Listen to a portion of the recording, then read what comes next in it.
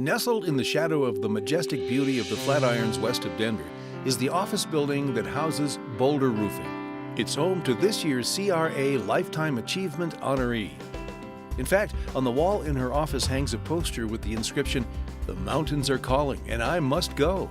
That sentiment perfectly sums up the courage, grit, and independent spirit of Amy Hawkins. She hasn't met a mountain she will not literally or figuratively try to climb. And if she can't do it on her own, there's no shortage of volunteers who are willing to lend her a hand. Amy Molnar was born in Pennsylvania. After a short stint in the Quaker state, she moved with her family to Champaign, Illinois, where her father took a position at the University of Illinois. The family spent a few vacations in Colorado, and that's when she first fell in love with the Rocky Mountains. Amy attended the academically challenging University High School and then studied for 1 year at the University of Illinois before deciding that college was not for her. The mountains were calling, so she packed up her Chevette and headed west. She arrived in Boulder on November 2nd, 1984. Amy worked as a bookkeeper for Wonderland Homes for a couple of years, followed by a short stint in a real estate office. Her next stop was at the general contracting firm NCE in Boulder, where she was a one-person office staff.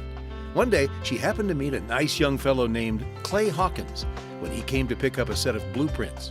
Their first meeting was not quite love at first sight, but after their second meeting, Clay asked Amy for a date, and a historic partnership began. With the blessing of his employer, Tim Black of Black Roofing, Clay, Amy, and their friend Gary Bowman started Boulder Roofing in 1988. Their first company assets included items that Tim had sold them for $10. She's really smart, and so she dived right in. She came with the brains and the fortitude and the energy. That was all her.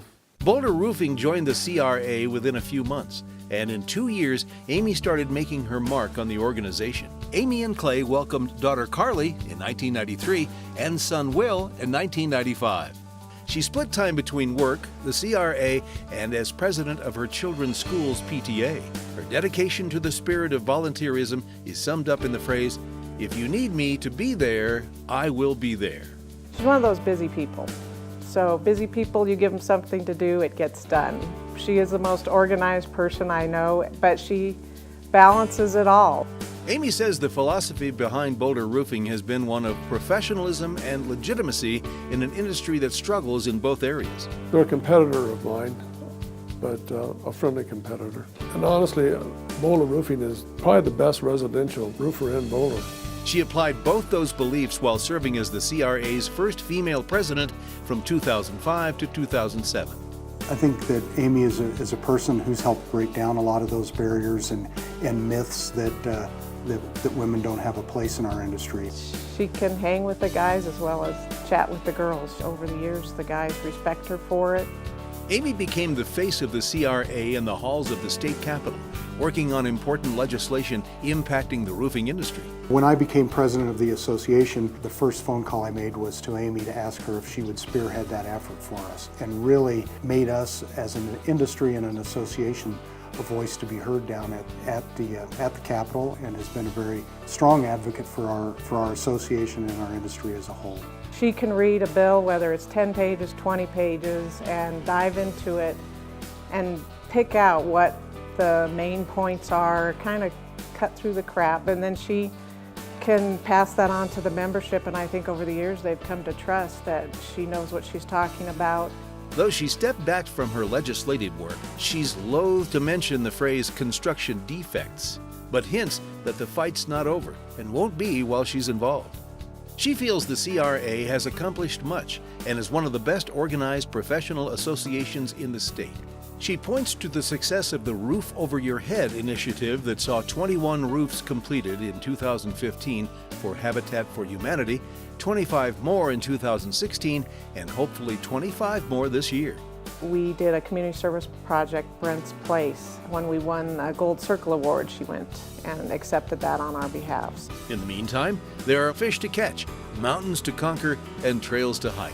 A little over a year ago, Amy hiked Vermont's 272-mile Long Trail, the oldest long-distance trail in the United States.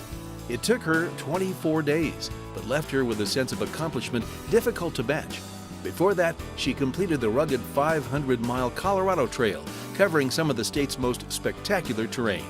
Those who spend a great deal of time on the trails often refer to each other by nicknames. She admits that her nickname is Trippy because she has taken a few spills over the years. One thing is certain, though she's tripped a time or two, she has always gotten back on her feet and kept moving forward, and that will never change. One comment she made to me early on was that she was too young to win it. And I said, well, I think I've heard that from everybody. This isn't the end of the career, it's just an enhancement. In my opinion, Amy's demonstrated that commitment to the industry over the years, day after day, being available, working hard. She deserves it for that. She's a big support for me, and I truly appreciate it. We've grown to become good friends, and I appreciate that as well. I'm glad she's getting this. It's a great award. I'm proud of her. I hope that she's as proud to win this award as we are to present it to her. Congratulations to Amy Hawkins, the 2017 CRA Lifetime Achievement Award winner.